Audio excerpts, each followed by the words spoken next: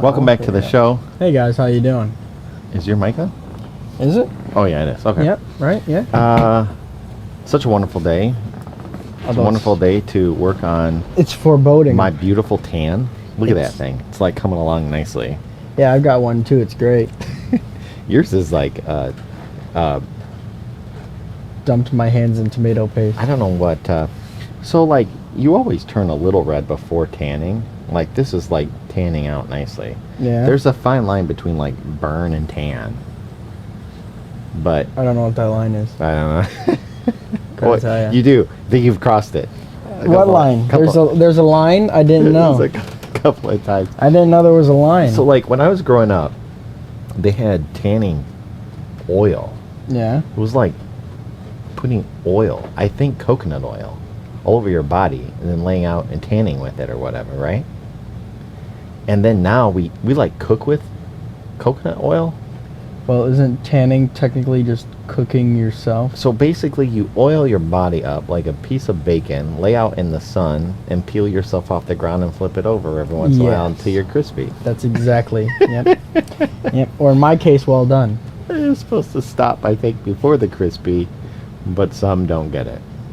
I don't get it. Yeah, I get it. I don't get it. So, it was a good day. It was a nice day today. Yeah?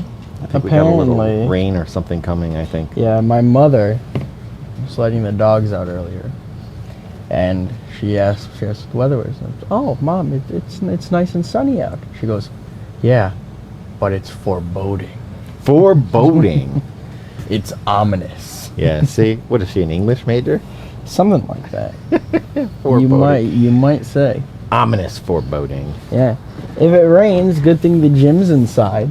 Yeah. So because I can go to the gym. Yeah. So, what day is it? So starting it off, we've got Global Garbage Man Day. Global Garbage Man. Global Garbage. Is that like thank your garbage man? I would assume so. I don't know how else you would have that.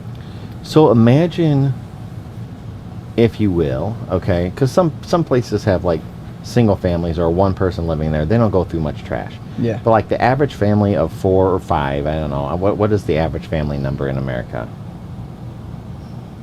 I know what it used to be. What is the average family size in the United States?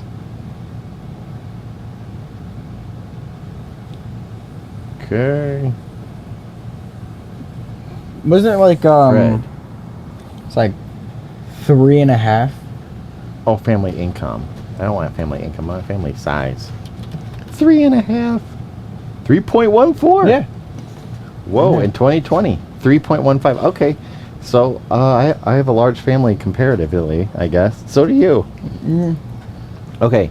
So you're supposed to have one child, and then you split a child with the other 5 houses on the block.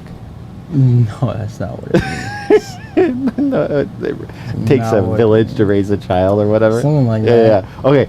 So if you took out your trash and it didn't get it picked up, and then you took out your trash next week and it didn't get picked up, and 3 weeks after that, 2 weeks after that, 1 month, how much like trash you think you can accumulate in a month as a family? Quite a bit, right? 7 bins worth. And like, let's imagine it's 100 degrees outside like today, right? And now imagine everybody in the entire city has a month worth of trash backed up. Yeah. And it's just like out there nastifying. You think garbage men get paid per trash bag or like per house? I don't know. Probably a salary, like just for yearly thing. But yeah, I would be really thankful for my trash guy because without it, it'd be rough. It'd be rank. Haul your trash to the local incinerator. Yeah. And we tip our mailman at like Christmas time, right? Yeah. But we don't do nothing for the trash guy. Nope. I guess if you find a few spare bits of change in the bags. If you think about it, it's like, well, I did throw away that sofa a couple years ago, and if he wanted it, he could have had it. That's I had that old refrigerator I threw out there. It's his fault if he didn't get my gift. That's nowhere close either. Neither of those are close. Okay, what's next? So next is a National Apple Strudel Day. Apple Strudel. Apple strudel day. I didn't know if you said April. Strudel. And I didn't know if you were going like apricot. National Apricot Day. So apple strudel day. Apple strudel. Okay. Strudel is the butter and sugar part, right? It says apple strudel, a type of layered pastry filled with apples. Yeah. See, I would. That sounds good. Yeah? Yeah, that sounds good. I would have that for like a vegetable for dinner. Well, funnily enough, Funnily, for you, it's National Eat Your Vegetables Day. yes. And I know that an apple or an aprinol or whatever Apple strudel. is not a vegetable, but they share the same block on the nutritional pyramid or whatever, right? Fruits and veggies, same bar. No, aren't fruits and veggies in two separate bars? Hmm. It's like fruits, veggies, grains. Oh man, here we go. We had a giant poster of this when I was Food. in elementary school. Pyramid. Here it is, images. It's got fruits and vegetables, and I think those are mushrooms. We had a massive one that was like it like separated everything into sections. Oh yeah. No, not sections. I mean, you got your breads and starches. So what's all the way at the top? Fruits and vegetables. Sugars. Basically sugars. Meat, Fair enough. dairy, fruits and veggies. There you go. All right. So, apple strudel on veggie day. Apple strudel. Sure. Hit it up. Whatever you got to tell yourself. You can have one meal and mostly cover the whole. Well, maybe it's fruit and veggies day. I guess I petition that if it's going to be apple strudel and veggie, it should be fruits and veggies day. Yeah. Yeah, and then you got a little bit of sugar in there too. Well, what about hospitals? Hospitals. Well, they say you gotta eat your fruits and veggies to keep the doctor Donuts, away. right. Yeah, right. Apple. What about the nurse? What about the nurse? Because it's National Career Nursing Assistance Day. You know what? In my humble but accurate opinion, okay, the nurses do like 10 times more work than the doctors. Right? Yeah. The nurse comes in, she takes your blood pressure, she does this, she writes it all down, she types it all in, she gets you prescriptions, she calls the thing, she does the research, she does the thing. The doctor comes in, he smiles at you, he tells you, You'll be fine. you're bruised, you'll be sore for a while, here, I'm going Yeah. to write you a prescription. But he doesn't actually write the prescription, the nurse Nope. writes the prescription and sends Yep. it over to the pharmacy. So yeah, I think the nurses are a lot more important than the doctor. Sure. Yeah, I go with that. It's kind of like the hygienist at the dentist office. She grinds away at your teeth, like pulling and yanking and cleaning and whatever for like an hour. The dentist comes in for 2 minutes. Poke, poke, poke, poke, poke. Okay, see you in a year. That's basically it. Yeah, Tell me how it goes. yeah. Okay, so we like to have fun here. We do. We like to have a lot of fun here. And sometimes that means we don't get all our work done on time. Sometimes. But you know what? That's fine. Because it is recess at work day. Yes. Yes. And you know what I did today at work? What?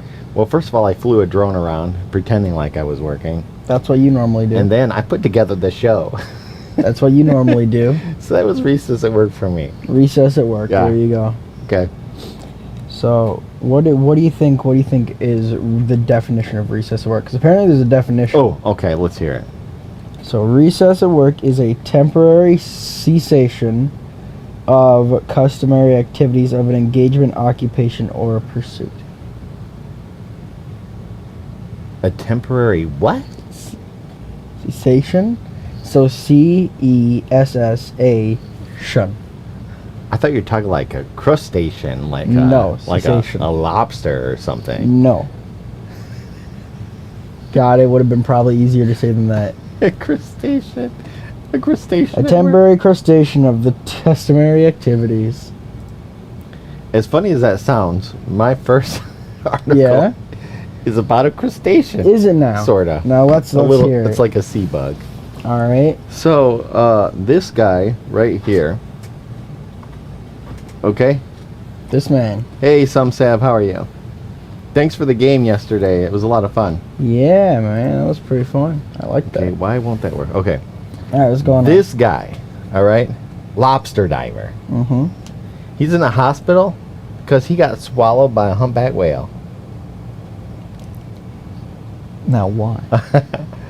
Now, see, when I saw that headline, I'm thinking, which end did he come out of? Yeah, that's what I'm thinking. I'm like, Because awkward. first off, this doesn't sound like good news. This sounds like an obituary. And can you imagine the whale? It's like, oh man, this is gonna be a hard one. I'm gonna need more fiber tomorrow. Exactly. Yeah, okay. Well, anyway, way back in the day, like biblical times, Jonah. You know the story of Jonah and the whale, right? Yeah, bro, I love Veggie Tales. Jonah's cast into the sea, swallowed up by this giant leviathan, where he spent 3 days and 3 nights rethinking the error of his ways before being tossed on the Nineveh shore to complete his appointed mission.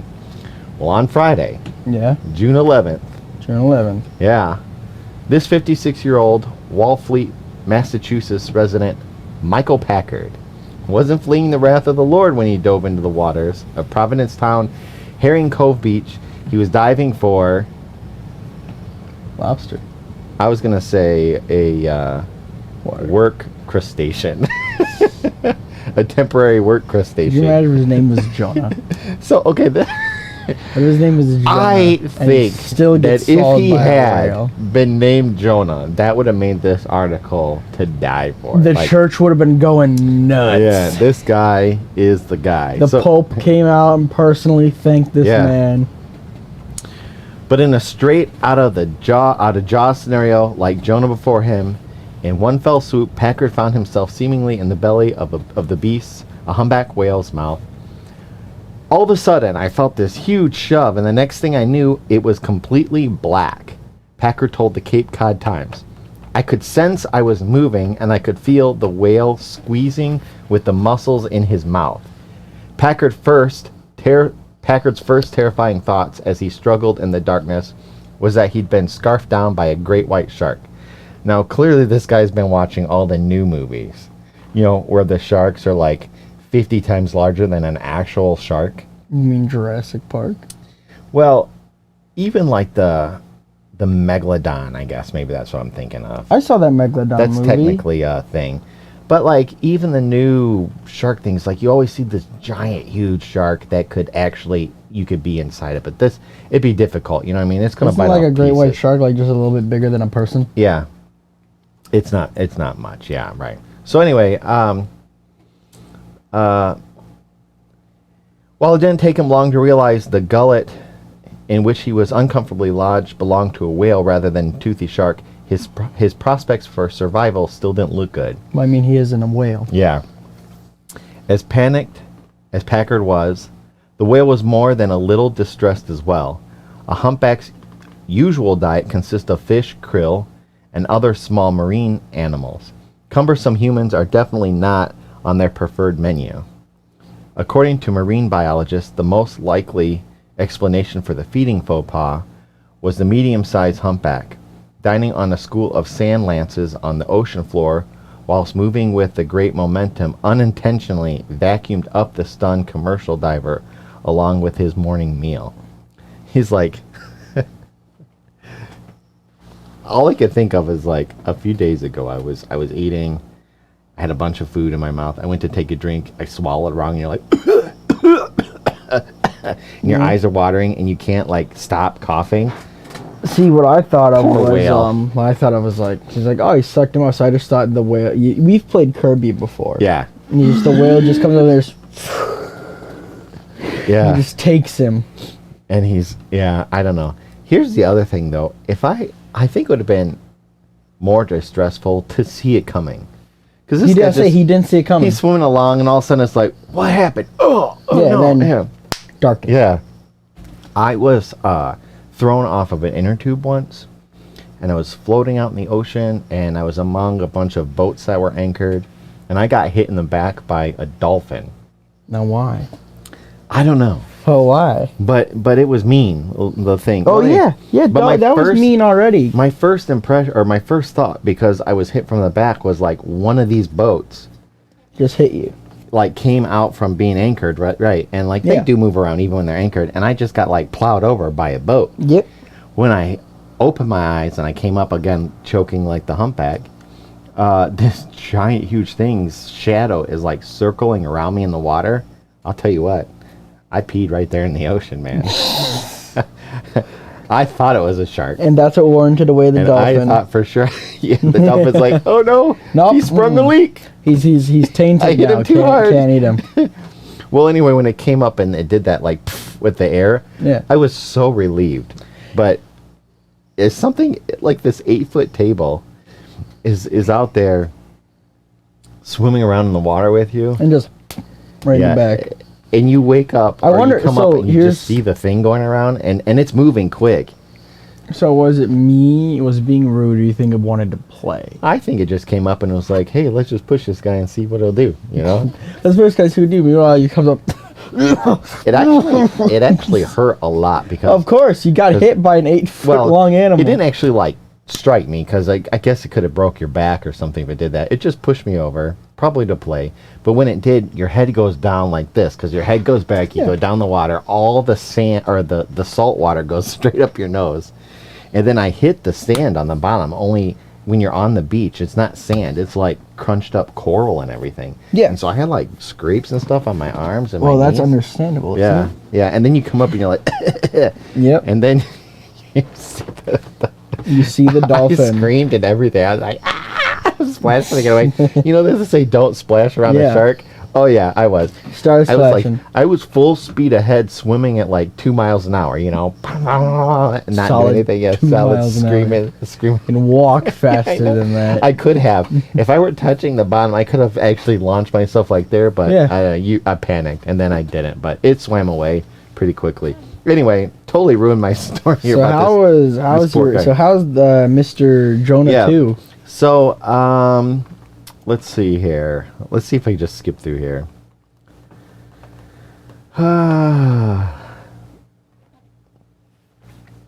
So, anyway, thrashing his head, the whale made for the surface in a major hurry, where it speedily spat the gobsmacked Packard back into the briny water. Gobsmacked. Yeah, the entire episode took under a minute, but it was enough for Packard to see his life flash before his eyes. I was completely inside. It was completely black, Packard told Cape Cod News. I thought to myself, there's no way I'm getting out of here. I'm done. I'm dead. All I could think of was my boys. They're 12 and they're 15 years old. Now, I didn't think of any of my family or anything when I thought I was going to die by a shark attack. You just thought you were going to Yeah. die by a shark In fact, attack. I don't remember thinking anything except for, right? I think I don't even know if I was swimming in the right direction. You know what I mean? You're just trying to get away. You probably weren't. Yeah, although he suffered a dislocated knee and a great deal of soft tissue damage, for a lobsterman who's been recently ingested and disgorged by a 25-ton marine mammal, Packard survived the encounter remarkably intact and thankful to be alive. While it's a story that's likely to take on biblical proportions in the retelling, at least for everyone concerned, man and Leviathan, this is one whale of a tale that's got a happy ending. So, freaking out on it. How rude. You know, there's some times where I just regret starting this show. I love my endings. Come on.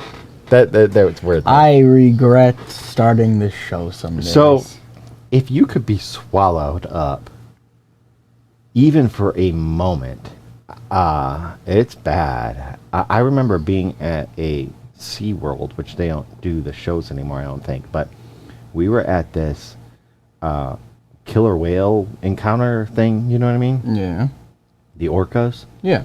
And they had this little girl who went up, and the whale comes up out of the water, and the girl leans over and like it kisses her, and that's it. It just comes up, touches your face, and then you're like, ah, and everybody claps and everything. Well, the whale came up and kissed her, and she leaned on it, and then the whale went down, and she went into the water, and the whole crowd just went, ah!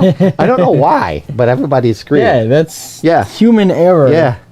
So, like, 3 of the divers jumped in the water, but right at the second the girl went in, the whale just pushed her back up. It's Just no, go away. It's like whoops. It's my water. Stay out. It's kind of like when you're walking with a small toddler and the toddler falls and you just reach down and pick them up and put them back on their feet. And the whale was like, oh, you got wet.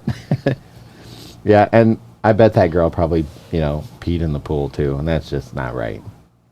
That's probably why she got pushed back out. That's probably Nope, why. this one leaks. Exactly. Okay. So the whale comes up and just Yep. he just flies through the air. I'm sure the whale was like, oh no, got something bad. And Team Rocket just- blasting off again, off Yeah. into the stratosphere.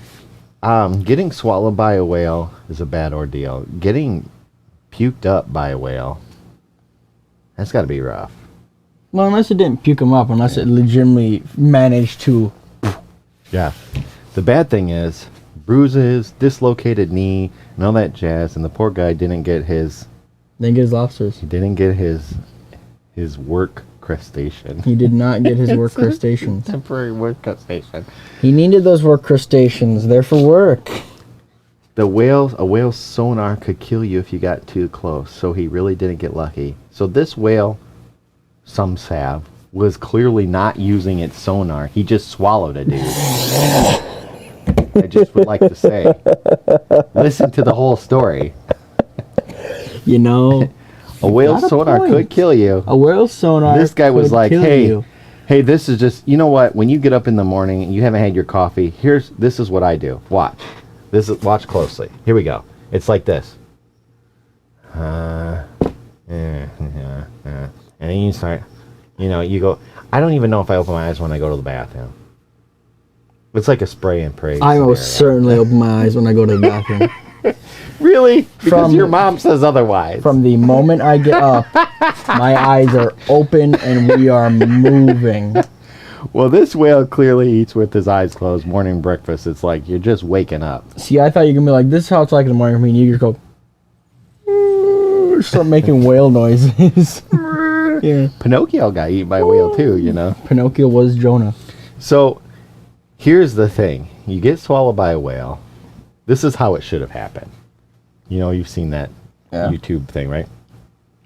You're in the whale, and then I would have just been like trying to communicate like Dory. Let me out! You got me! Thank you! Okay. Moving on to my next article because we're like 20 minutes into the show. We haven't done anything yet. We've done plenty of things. We've had all these work crustaceans. So this next article is pretty cool. Yeah. You're thinking about moving out eventually, probably, right? Mm-hmm. So you've got all those plastic bottles in your room still? I do. Keep them, because in Nigeria, they're building homes now from plastic bottles. These are just like these Indian guys on YouTube. Yeah. Have you seen those? Like Yeah, 4 where in the they morning. dig out They the- dig out this thing and with make like a sticks. fully functioning Yeah, pool. they got like 2 sticks, and they Yeah. both, yeah. Just 2 Indian guys. They got a gold play button for hitting a million. For hitting a million. And all they subs. do is just dig out That's holes. all they do. They probably sell those houses to other Probably people, too. do. Yeah. So, And it's not like they don't even need the money because they got the camera they already need. They already got everything they already need. They don't need to buy anything new. They don't need and they tools. have their sticks. that's it. You break a stick, you get Sticks another and stick. water. You That's probably it. get a new stick every time. So, okay, in New Mexico is known for its adobe buildings, Kyoto for its wooden temples, Oh, and come now on, man. what? Kyoto. No, What is it? Kyoto. Kyoto. Same thing. Coyotes are known for their Coyotes. wooden Okay. temple. And now in rural Nigeria, there are village making waves for their plastic bottle houses. Look at that thing. Plastic. So how are they Look at gonna it. how are they gonna make the roof? Let's just close up. What do on you that. think? Huh? What do you think? Who cares? That's just as good as the. Never mind. Yeah, but I need a roof. If they make a multi-layered roof and make it all on racks, then the bottles fill up with rainwater, and you can take one down and drink it, and then Take slot one it down back and into pass it around. and slot it back into place. I think the wall is made with the 99 bottles of water bottles. Whatever. Okay. So anyway, Discarded plastic bottles can be found along too many miles of earth, roads, and in Nigeria, one of the most populated African countries, there are enough to create a new sustainable construction business. Nice. In fact, there are now houses being built with discarded plastic bottles that are filled with sand and set into a wall via a lattice pattern. The homes are offered for lower prices, which help rural villages. And this greener construction method is strong and durable, able to withstand earthquakes and even bullets. First off, what water bottle is? Oh wait, no, it's filled with sand. Yeah, basically sand it's a is berm. really hard. It's basically a berm. Yeah, pretty much. And it's small and it moves, so when something hits it, the impact like spreads, and then it just kind of shifts back. Yep. Yeah. So, called bottle brick technology, Al Jazeera reports that the walls are 18 times stronger than regular bricks. In the central state of Kaduna, I'm gonna say Kaduna. the project employs out of school or jobless youth filling the bottles with sands before stacking them amid a glue of traditional mud technology. Yo, mud. Let's hear it for our boys. Mud. Yeah, mud can build pyramids. It can build bottle buildings, and it can make your girlfriend look good if she puts it on before she goes to bed. It can also make pools and houses and gain you 1 million subs on YouTube. Yeah. The result looks quite striking and can cost a third less than traditional housing in the region, with raw materials being almost free. As many as 14,000 plastic bottles will go into making a house, and staff at the Development Association for Renewable Energies are hoping to pitch the project to Nigerian government in order to secure some additional funding and expand the enterprise. One thing is certain, the harvesting of bottles from rubbish-strewn roadsides is benefiting the neighborhood and the planet. Invest in the stock. Invest. Invest in the stock. This is going to be huge. At least for Nigeria. Yeah, I'm starting my house today, right here. I'm going to have even more durable home. More durable home. More durable home. So, I'm going to skip this article for right now. So my home tastes like blueberry. You know how science is always creating new things? Yeah. Like every day, basically, right? Something comes up with a new thing. So check this out. Scientists have created a mint. Well, we have tons of mints. Yes, but this mint. Spearmint, peppermint. You know, I think like The Matrix, where he's like, blue pill, red pill, choose. Peppermint, spearmint, choose. You got double mint and the other half of the double part of the mint. Double mint, quadruple mint. Quadruple mint. So why are they making mints? So before too long, you may be able to buy a breath mint that rebuilds your tooth enamel while it whitens your teeth. We're going to put dentists out of business. All I could think of was those poor nursing assistants. Dennis the Menace. Did you see the original Dennis the Menace? The black and white one? No. Dennis, like, he thinks Mr. Wilson isn't feeling good, so he goes and takes, like... Oh, wait, that's the wrong part. Well, anyway, now that I've started telling, he takes Tylenol, and he, like, shoots it in his mouth with a slingshot, nearly killing the man.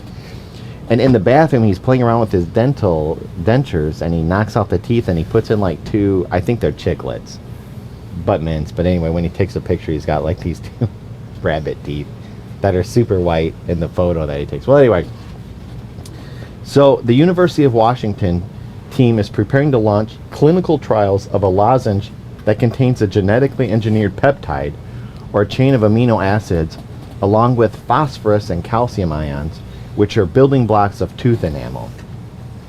The peptide is derived from amelogenin. I think so. Amelogenin, the key to protein in the formation of tooth enamel. The tooth crown is also the key to formation of cementum, which makes up the surface of the tooth root. Each lozenge. You were doing so well. Each lozenge deposits several micrometers of new enamel on the teeth via the peptide, which is engineered to bind to the damaged enamel to repair it while not affecting the mouth's soft tissue. The new layer also integrates with dentin, the living tissue underneath the tooth surface.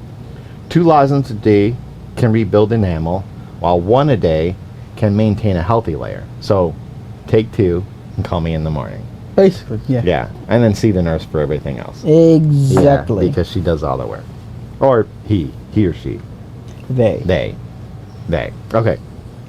The lozenge, which can be used like a mint, is expected to be safe for adults and children alike.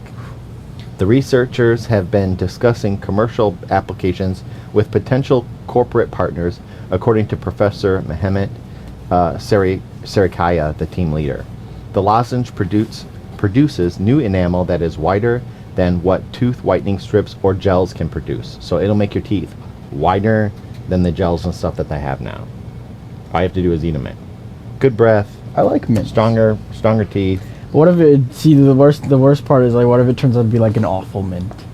It's just a terrible mint flavor. They picked a flavor that was like black licorice. Yeah. And you're like, bleh. Yeah. Man, my teeth don't need this. It doesn't come in Butterscotch? It doesn't come in butterscotch? Forget it. I can't Forget get this it. in butterscotch? This only comes in like I black can't cherry. get this in old lady granny flavored butterscotch that I really like. Okay. It has another distinct advantage. Conventional whitening treatments rely on hydrogen peroxide, a bleaching agent that can weaken tooth enamel after prolonged use. So right now, those people out there whitening their teeth, hydrogen peroxide So they're just dumping bleach on their harm you. So they're just dumping bleach on their toothbrushes and brushing their teeth. You know, I see there's a lot of hydrogen peroxide in a lot of stuff that we use, including mouthwashes and stuff, Yeah. right? And if you ever have like a cut or something and you put peroxide on, you can see it killing everything in the wound, you know, but it actually is killing good tissue too. Yeah. Right? Yeah. So you're swallowing some of that, and like you've got bacteria and stuff that's part of your digestive tract that I imagine it's harming down the way. Yep. You know, so if you're whitening your teeth, you're not going to have teeth when you're 80. But if you take these mints, yeah. I need to get a hold of these researchers, because if they're looking for a sponsor, They're looking to sponsor somebody. I'll test it. We will put their mints on, right? Yeah. Okay. So, bleaching can kill your teeth. Okay. Since tooth enamel can't regrow spontaneously, the underlying dentin can be exposed, which results ranging from hypersensitivity to cavities or even gum disease. The lozenge, on the other hand, strengthens, rebuilds, and protects teeth. Yo, go lozenge. Yeah, while fluoride can also fortify tooth enamel, it does not actively rebuild it. It also dilutes relatively quickly, and its overall effectiveness depends largely on diligent oral hygiene. At the same time, the lozenge can also be used in conjunction with fluoride. Dr. Dogan said the fluoride can be in a very low concentration. He added about 20% of what is found in most fluoride toothpastes. Sick. Yeah. We have 3 objectives in the clinical trial, Professor Sarikaya said. First, demonstrate efficiency. Second, documentation. Third, benchmarking, seeing how the whitening effects compares to existing commercial treatments. The researchers have already tested a lozenge on extracted teeth from humans, pigs, and rats, and also on live rats, because rats love mint. Brush its teeth. Yeah. The team also plans to develop related products for use in dental offices, Dr. Dogan said, expecting this phase of the trials to start in March or April. Each study will take 2 weeks, and we expect these trials to take no more than 3 months, he said. The team is also developing a toothpaste for over-the-counter use, but has not fixed a timetable for its introduction. In addition, the researchers are investigating a gel or solution with the engineered peptide to treat hypersensitive teeth. The problem results from weakness in the enamel that makes the underlying dentin and nerves more vulnerable to heat or cold. Most common products currently on the market can put a layer of organic material on the tooth and numb nerve endings with potassium nitrate, but the relief is only temporary. The peptide, however, addresses the problem permanently at its source by strengthening the enamel. So, Mints. yeah, so we're about like, let's see, we're in June. So to December, March, April. So about 9 months or so, 10 months. They're gonna start some clinical trials. So it's kind of cool. Yo, let's go clinical Yeah. trials. Oh, we're not gonna get it. I mean, No. it's gonna be like Kentucky, Tennessee. Unless you want to sponsor. We will temporarily move to Kentucky, Tennessee, just to do that. I am not backing up that statement. But Oh, I'd like to give a shout out to Academy Impossible and another TV viewer, Some Sav. Thanks for watching today, guys. Yeah, I would take a mint. You know what I mean? I just like mints. Can you imagine? I just eat mints without thinking. I know you're supposed to brush twice a day. I don't. I do once. You know what I mean? You're supposed to floss floss at least once a day. I floss like when I get something stuck in my tooth at dinner time. Yep. And that's about it. If the toothpick can't get it out. Yep. First of all, there's the stage one. Stage one, you go like this. Yeah. In front of your tongue. And if you can't do that, you use your finger and or a toothpick. And if that doesn't work, you get the floss. You get the floss. That's when the floss comes out. And the floss doesn't work, you get the power washer. Yeah. Open wide. Oh, what's it? Your back mullet? Hold on a second, yeah. But yeah, like, so you get up in the morning, you brush your teeth, you eat lunch, you pop them in after lunch. You know what I mean? Exactly. I'd pop them in after lunch. I pop a lot of things. I Quarters. have mints. I have mints that I use, especially if you like talk to people on a regular basis. Altoids. Altoids, those are strong. I love The Altoids. strong men. I will eat Altoids mindlessly. Yeah. I'm gonna skip over this article because it's long. That's a long article. Yeah. Okay. So, since everybody's in like a vaccination mood, my next article is about a new vaccine made to make bees immune to pesticide effects. Bees. You know, like there's a big thing. It's been for the last couple of years, like the bees are disappearing. Nobody knows what's happening to them. But the wasps are just fine. The wasps are really fine. In Yeah. fact, I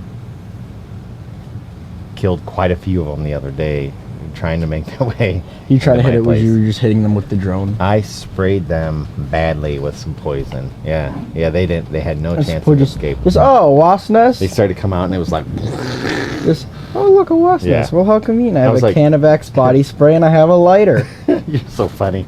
Yeah, I didn't want to set my house on fire. Thanks, but I just looked in there and I thought he had something stuck in his teeth, and I was going for the power washer move. Yeah. So anyway, there's been a lot of talk about vaccines these days. Sorry, I started that way. A Cornell student has figured out that since most important pollinators are regularly exposed to lethal pesticides, there ought to be a talk about a bee vaccine. Justin Webb did more talk though. He invented a one pollen-sized microparticle containing a compound that neutralized one of the most commonly used and toxic pesticide bees encounter. Once fed to bees, they demonstrate a hugely increased survival rates after being exposed to the pesticide compound malathion. Malathion? Malathion. Yeah, Beemunity is a marketable supplement vaccine for beekeepers that was demonstrated in a study published in Nature Journal to prevent 100% of bees' deaths from malathion. Malathion.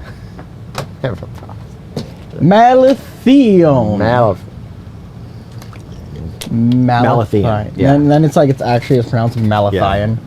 So whereas the survival rates of the Malathorn. bees exposed to malathion in the control group was 0%. So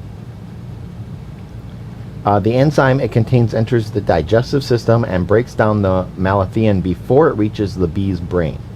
The first product was only effective for one major chemical use in agriculture pesticides, but Webb is trying to develop others, as well as have one for wild bee species ready by the end of the year. For example, the same pollen-inspired microparticle technology can be filled with a special oil that soaks up other pesticides like a sponge. The bees leave the particle behind when it goes to the bathroom, but the pesticides don't return to the environment. So far, we have not found one pesticide which cannot be captured by the technology, Webb writes. I always thought there was a lot of research going into seeing if bees were dying and the extent to which bees were dying, but not really many solutions, Webb told Adele Peters of Fast Company. Webb acknowledges this is a last result, but that until industrial agriculture can get pesticides out of their operations, his product will help beekeepers and enthusiasts alike to protect their bees. So, kind of cool. Bees. Yeah, bees. Buzzing. Bees. Kind of important. Start of the bee movie. Yeah, the important letter in the alphabet. Due to the aerodynamics of a bee should not be able to I know, fly. I heard that. Its fat little body should not be able to be lifted off the ground. Especially bumblebees, man. That's not right. I even saw a bumblebee the other day, and it was like, those things are huge. Little puffballs. They're just like, Little puffballs. And they do kind of move slow. But you figure, like, he flies from one flower to the next, and if you could zoom in on the next flower, he's like, whoo, I need something to drink. Food time. Okay. So, this next article is incredible. This is not something that I expected to ever read, ever. But 2 days after this lady's wedding, okay, this bride donates her kidneys to her grooms. Both kidneys. No, her kidney. A kidney. So don't you need a kidney? Yeah, a kidney. You need at least 1/6 of a kidney, or 1/3 of a kidney. Is it only a third? I think you can survive on 1/3 of one. But how does 1/3 act as a whole kidney? I'm not sure. It's just a filter. So, she donates a kidney to her groom's ex-wife. So why? Yeah. When a woman marries, she's generally showered with gifts. But one big-hearted bride recently decided it was better to give than receive. In fact, she gave the biggest gift of all, the gift of life. Just 2 days after she'd taken her vows, Debbie Neal Strickland in Florida swapped her wedding dress for a hospital gown in order to donate a desperately needed kidney, the lucky recipient her brand new husband's former wife. Debbie and Jim Strickland have been a devoted couple for a decade. Throughout their courtship, Jim maintained a cordial relationship with his ex, Maylene Mirth, raising their 2 kids amicably, and while Debbie and Maylene weren't particularly close, they got along fine. And that's likely how the relationship would have remained until fate dictated otherwise. Want to become famous? Want to become famous? Don't click it. Right click it. Right click it. No, I mean just click on his name normally. Yep, and then time out for however long you want. That's fine. There we go. Want to become famous? You want to get banned? You want to get banned? Okay. So, oh, and by the way, thank you, June, for watching. Thanks for commenting. He's probably a bot. Okay. Oh, 100%. Yeah. Maylene, who'd long suffered from kidney disease, took a turn for the worse at just about the same time she learned her daughter was pregnant with her first grandchild. Her kidneys were functioning at just 8% of normal capacity. Without a transplant, her odds of survival decreased every day. The hunt for a donor match was on. Maylene's brother wasn't a viable candidate, but miraculously, Debbie was. For Debbie, the thought of a child growing up not knowing its grandmother, of a daughter dealing with grief when she should be concentrating on joys of new motherhood, wasn't something she was willing to let happen if she could do anything to stop it. Having lost a brother to cystic fibrosis while waiting for a lung transplant, she knew time was of the essence. With a green light on the tissue sample and blood test, Debbie willingly scheduled the life-saving surgery just 48 hours after her nuptials. Nifty. It was the most amazing day of my life until 2 days later. That was also the most amazing day of my life, Debbie told Fox News. No. You cannot have 2 most amazing days of your life. There's only one most amazing day, and then you can only have one that just falls short of being the most amazing day. Well, here's the thing. It's like, today can be my most amazing day, but then tomorrow is even better. Could be better, and that's what she's saying. Exactly. was saving life. So, since the successful procedure, Maylene and Debbie have bonded and now refer to one another as kidney sisters. I didn't put the picture up. What is wrong with me? There they are. There they are right there. Why do they look like the same person? I know. It's because the gowns are the same. Yeah. No, like even their hair is the same color. Yeah. Kidney faces sisters look the same. Maylene is watching her new grandson Jackson grow up from the home she currently shares with her daughter and son-in-law, even as Debbie and Jim's family of 6 foster children and grandchildren have expanded to include Maylene and her brood in its loving embrace. And all thanks to a gesture from the heart, this is what the world is about, family. We need to stick together. Maylene told Fox she saved my life. A gesture from the heart, a gesture from the kidney. Gesture from the kidney. I would like to thank you from. I would like to thank you from the bottom of my kidney. No, the bottom of my a kidney. From the bottom of my kidney, and you point at her. Yeah, right there. That's pretty cool, though. I mean, that's pretty neat.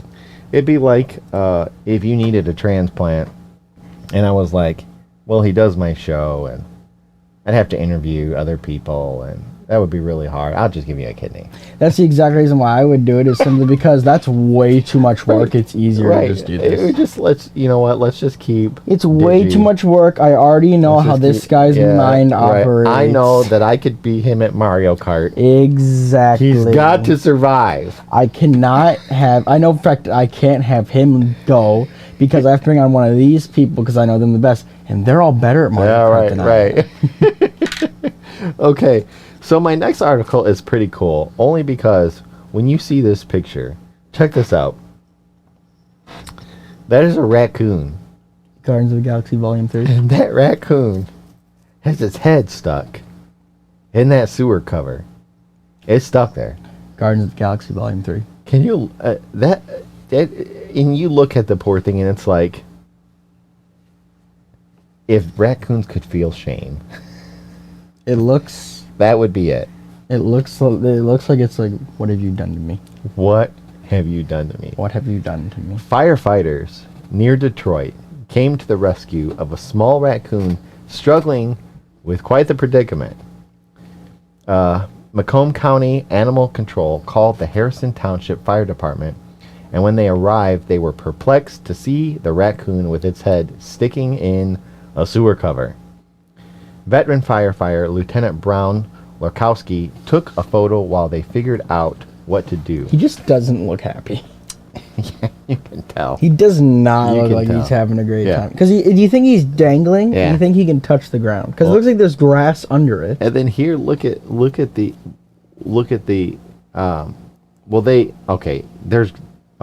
Just first they tried putting soap around the animal's neck, but that didn't work. They considered cutting into the cast iron cover, but it would be too risky. You know, cast iron, we've shaved stuff here, like iron shavings go everywhere, and that raccoon's going to be like, yeah, it's going to get it, and its eyes are looking right at where you're like, oh, my eye, you know. So we were trying all different kinds of options to not try and hurt it, but it was stuck in there really good, Lorkowski told MLive. Finally, they asked the homeowner bring some cooking oil. They were able to pull out the body and free the animal at last without any injury. We get ducks all the time that fall into the storm drains, he said, but I can't remember any raccoon rescues. I think this is my first. Guardians of the Galaxy Volume 3, Rocket's Big Rescue. It's like it's like, you know how they have those little cartoon shorts for kids? They had the Guardians of the Galaxy shorts. This is an episode. Well, here's the thing. At the end of the Guardians of the Galaxy 3, we want to see this at the end of the credits. It's just a picture of this. It's like, thank you for the inspiration. And one of the other characters probably like put something on the other side to get Rocket to put his head through there. And it's like, just do that. It's Trash Quill. Panda. Quill. Trash Panda. Quill would do it. Or I would say Yondu, but Yondu's dead. Yeah. Maybe. No, he's dead. He's dead. He's dead. They're not going to bring him 100% dead. It's not going to happen. No, he dead. Yeah. Okay. He's very dead. So, here's this. Mary Poppins ain't coming back. Have you seen, you've seen pregnant ladies, right? Yes. They move not necessarily graceful, right? It's a little hard to move gracefully when I'm you not look going- like you swallowed a watermelon. I wasn't going to say anything. Listen. say anything. I'm not hating on it. No. But I'm just saying that's kind of that's the look. Usually you see a pregnant lady walking around and she just looks, I mean, at the end, Yeah. like miserable. Like, you know what I mean? It was probably because a lot of back pain. Get it, you know, like simple tests like, oh God, I gotta go shopping, you know, and you see him moving around like, Yeah. you know, hey, oh, you know what I mean? So, this lady here is being hailed as a hero. This lady. Yes. Right there. After saving 4 kids from drowning. Now, first off, why were 4 And kids drowning? she was pregnant, obviously. There's the point. There's the kicker. How right did there. 4 kids mess up? 27-year-old Alice DeWitt decided to take her kids to First Street Beach Pier at Lake Michigan on Tuesday afternoon. I almost didn't. I sat in the van for about 5 minutes thinking the wind was really strong and I didn't really know if it was a good idea, said the stay-at-home mom from Manistee, Michigan. Manistee. Right? Not manatee. Manistee. Not man. On the beach, she noticed a group of girls, all under 15, going into the water and became concerned for their safety. I happened to look up and saw one of the girls waving her arms toward me, and immediately I knew something was wrong. She said, I got up, pulled my kids out of the water, and ran into the pier.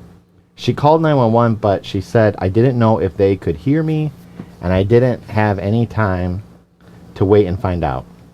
No one else was on the beach. She was the only one who could help. Alyssa laid on her stomach despite being 5 months pregnant and began trying to pull the girls over the rocky and slippery pier. Every time I get one of them halfway up, a big wave would come smacking into us and knock them back down or almost pull me over, she said. My turning point was when one of the little girls looked at me and said, I'm going to die. Yeah.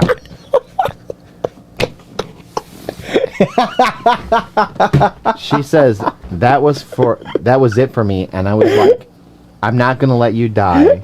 I'm gonna get you out of this water, I promise. Can you imagine? Yeah. Can you imagine you're trying You know, to just in a look down, she situation- looks at you, she's like, I'm gonna die. If you've ever seen someone that looks like they're drowning, it's a really horrible situation. Oh, it is. because It's awful. I had a child that was in the wave pool, and they couldn't. Every time they stood up, the wave would knock them over. Yeah. And you panic because you know, eventually they're gonna suck in water, right? Yeah, buddy of mine, Chase was out with his girlfriend at the pool, and he came up and was breathing, and the second he breathed in, she threw water in his face, Yeah. and he swallowed water and was throwing up water for the next Well, 3 minutes. And that was after just like one thing. Well, Yeah. anyway, she managed to pull all 3 girls out of the water and over the pier before the group set off back towards the shore to rescue a 4th girl who had managed to get closer to shore but couldn't stand because her leg was injured. Like, how irresponsible. Like, what were they doing? Well, How did you hurt your leg? it's kind of like being sunburned 5 times in a row. I'm fine. I can still move. You don't think about. Well, no, she hurt her leg because the wind was blowing, and as she was trying to get out of the water, it would crash them into the rocks. That's why she Fair kept enough. dropping them. Yeah. I don't think that's Yeah, like she didn't being go into sunburned. the water with a bad Yeah, leg. say that's my thing. Like, what were I'm you bleeding doing and my in the- leg is disjointed. Oh, you know let's what? Go swimming. You know what? Salt will disinfect it. Yeah, yeah. This poor girl got ate by a humpback whale and spit up, and Yep. now she's trying to get out of the water. Okay. She's got a dislocated knee. Yeah. So I honestly do not know how I did it. It was pure adrenaline at that point, Alyssa said. Right after I got everybody onto the beach, the ambulance and the police cars came flying into the parking lot. That's what happens. Someone else saves them, and the ambulance comes in and gets all the credit. You know what I mean? They're like, oh, we got it from here. We'll take We've it. only heard right?" about the ambulance just now. Yeah. Alyssa says, well, that's on this show. Yeah. That's on this show. Alyssa sustained a swollen wrist, but she and the baby were both fine when they went to the hospital to get checked out. If you see this on the actual news, they show like a barrage of ambulance and fire trucks and the whole thing's cordoned off, and they zoom in on the police tape that says caution. You don't actually see anything good out of there. But she said another hero of the day is her 6-year-old daughter who managed to keep her 2-year-old brother safe during the ordeal. Between me screaming into the phone that I needed help and me screaming to the kids when I needed them to do to Well- get them out, what I needed them to do to get them out. And I was also turning around and screaming to my son not to come because it wasn't safe, she said. He was very scared and reportedly tried to run to me on the pier. Now, I can see a pregnant lady screaming for sure. Mm-hmm. Yeah, and I could feel it. I've seen it. I could feel it. Okay? My daughter would pick him up and take him back to the sand, and she was so calm. I'm extremely proud of her. Get your brother back to the beach right now! She just walks with just, Yeah. you're coming this way. Yeah. She did a great job. This superhero mom did extremely well, too. So, that's pretty cool. That's pretty cool. I mean, It's not too bad. normally they just get up and they waddle around like everything is every day's a bad day. Yeah. Right? Yeah. But saved several lives along the way. So that's kind of cool. We got time for one more? I know I skipped another. You have 2.5 minutes. 2.5 minutes. 2.5 minutes. So I don't think I got a picture. No. So the next thing is about dreams. You dream a lot? I mean, allegedly everybody dreams. Most people don't remember them. I remember the majority of my dreams. I remember the majority of dream my dreams. A lot. Like last night, I had this dream that there was like a lady on this tractor thing, right? And she was going by with the tractor, and I went to do something, and I turned, and the tractor was upside down. And so I ran over to the tractor. She's trapped inside. I roll the tractor. Inside the tractor. Yeah, she's inside the tractor. Now, how do you get I inside? roll the tractor back over, and then as a joke, I asked her. Superman. Yeah, as a joke, I asked the lady, like it was a die. I was like, "What did you roll?" And she's like, "I rolled a 2." I really regret waking up in the morning on Thursdays. Sometimes. I woke up and I thought, "What? Did you roll a 2 at all? What? No, I haven't played dice or anything, but like the tractor was a die, and she rolled a 2." And I remember and I woke up, I was like, "What does that have to do with anything?" You know what I mean? I slept for about 20 minutes. Yeah, Total. 20 minutes total. I fell asleep at 4:30 finally. Woke up at 4:57 and did not go back to sleep. Tried to until 10:20 when I just decided it was time to get up. So you didn't dream last night? No, Or I you did. Okay. I had one dream. And it was? I'm not entirely sure how to feel about it, I'm gonna be honest. So, Family friendly, though, for this show. Okay. somewhat. Okay. There's no make it- swearing. Make it family friendly. So I was in an office building. There were cubicles and whatnot all around. Yeah. All around. And a guy came out of what I would assume would be the boss office, and he just, "Why are you back here? Don't you know you need to wake up soon?" And then I woke up, and that was it. Oh, man.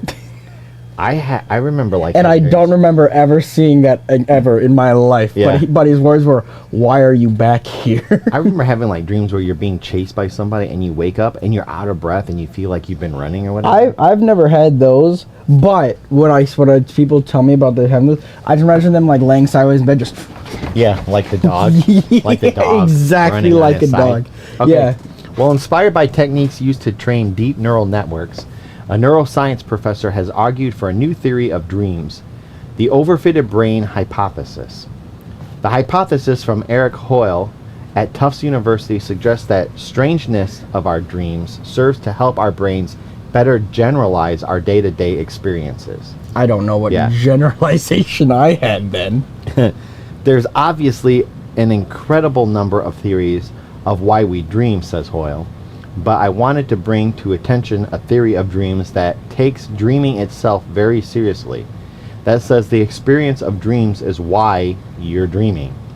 A common problem when it comes to training AI is that it becomes too familiar with the data it's trained on. It starts to assume that the training set is a perfect representation of anything it might encounter. Data scientists fix this by introducing some chaos into the data. I think that's what happened to my Alexa device. Because I ask her stuff and she's like, I get just things that have nothing to do with anything that I ask. You know what I mean? Like, hey, what is the weather today? And she's like, sure, I will find you the closest Dairy Queen. Do you want me to call them? You know? Yes, but still, what is the weather? Yeah. And yes. You're like, hey, turn on the TV, and I would like to watch, He-Man. Yeah. He-Man and the Masters of the Universe. And she's like, playing John Bon Jovi. Playing John Bon Jovi, Yeah. Living on a Prayer. Yeah. Okay. So, they introduce chaos into the data. In one such regularization method called dropout, some data is randomly ignored. Imagine if black boxes suddenly appeared on the internal screen of a self-driving car. The car that sees the random black boxes on the screen and focuses on overarching details of its surroundings rather than the specifics of that particular driving experience will likely better understand the general experiences of driving. Nifty. Yeah. The original inspiration for deep neural networks was the brain, Hoyle said, and while comparing the brain to technology is not new, he explains that using deep neural networks to describe the overfitted brain hypothesis was a natural connection. If you look at the technique that people use in regularization of deep learning, it's often the case that those techniques bear some striking similarities to dreams, he says. With that in mind, his new theory suggests that dreams happen to make our understanding of the world less simplistic and more well-rounded because our brains, like deep neural networks, also become too familiar with the training set of our everyday lives. Hoyle's theory is laid out in a review in the journal Patterns. To counteract the familiarity, he suggests the brain creates a weirded version of the world in dreams. The mind's version of dropout, it is the very strangeness of dreams and their divergence from waking experience that gives them their biological function, he writes. Hoyle says that there's already evidence from neuroscience research to support the overfitted brain hypothesis. For example, it's been shown that the most reliable way to prompt dreams about something that happened in real life is to repetitively perform a novel task while you are awake. He argues that when you overtrain on a novel task, the condition of overfitting is triggered and your brain attempts to then generalize for this task by creating dreams. I play video games a lot. Yeah. I have never once had a dream in which I am playing video games. I have had a horrible experience at work where a catastrophic event happens close by, and then Are you talking about real life or in a dream? Yes, real life. Okay. And I go into overtime work mode, right? And Yeah. you literally work. There was like a couple years ago, I was working 15-hour days, 5 days a week. I'd work another 10 hours on Saturday and another 8 hours on Sunday in between other things. Yeah. And then I did that for 3 weeks straight. Mm-hmm. So How you are get your dreams, you get bud? like a couple of nights where you get nights where you're only sleeping for a few hours, and Yeah. that's all you do is you work and sleep. And I had a dream multiple times where I was working, and when I woke up, I felt like I hadn't even slept. Now it would have been nice if I had like a weird dream, like I'm rolling tractors like dice. Because then I would have woke up and I would have been like, whoa, that was a weird dream. 2 wheat fields. Yeah. So, but anyway, yeah, and then it was bad because it was like I didn't even, whatever. So this is saying that you do something repetitively, it stranges it out just to give your brain, Break. You could say a break, right? it's kind of like a break, but it gives it flavor. It gives you something else, something Yeah. besides the monotonous, Yeah. something besides the monotonous of going in, doing this. It's like taking a crustacean break at work. Yeah, exactly. Okay, so he believes there's also research that can be done to determine whether this is really why we dream. He says that well-designed behavioral tests can differentiate between generalization and the memorization of the effect of sleep deprivation on both, which you'll probably run into if you continue 2 hours of sleep at night, right? 20 minutes. Yeah. Gotta love it. Another area he's interested to explore is on the idea of artificial dreams. He came up with overfitted brain hypothesis while thinking about the purpose of works like fiction like film or novels. Now he hypothesizes that outside stimuli like novels or TV might act as dream substitutions, and that they could perhaps even be designed to help delay the cognitive effects of sleep deprivation by emphasizing their dreamlike nature. For instance, by virtual reality technology. Woo, love VR. Yeah, So much fun. do that, and then you don't have to sleep. Play VR like 3 Yeah. hours. While you can Great. simply turn off learning in artificial neural networks, Hoyle says, you can't do that with a brain. Brains are always learning new things, and that's where the overfitted brain hypothesis comes into help. Life is boring sometimes. Dreams are there to keep you from becoming too fitted to the model of the world. So, observe the masses, do the opposite. Think outside the box, or think outside the bun, or whatever Arby's, or Taco Bell. That's Taco Bell. What if we just eat the bun? Eat the bun. That is not going to be able to do that. So That is the end of today's that is the end show. of today's show. We Thank you, guys. Only skipped a few things. So Yeah. kind of cool. So yeah, dreams are there to just add. If you live a monotonous life, which you don't, because you're constantly doing something different anyway. I mean, you do the same routine. It's the same routine, but I get never up, do the exact I same eat, thing in that I routine. play games, I whatever, and It's then like, go back. oh, you ate at 11:30 different game. yesterday? Well, guess what? You're eating at 4 p.m. now. Yeah.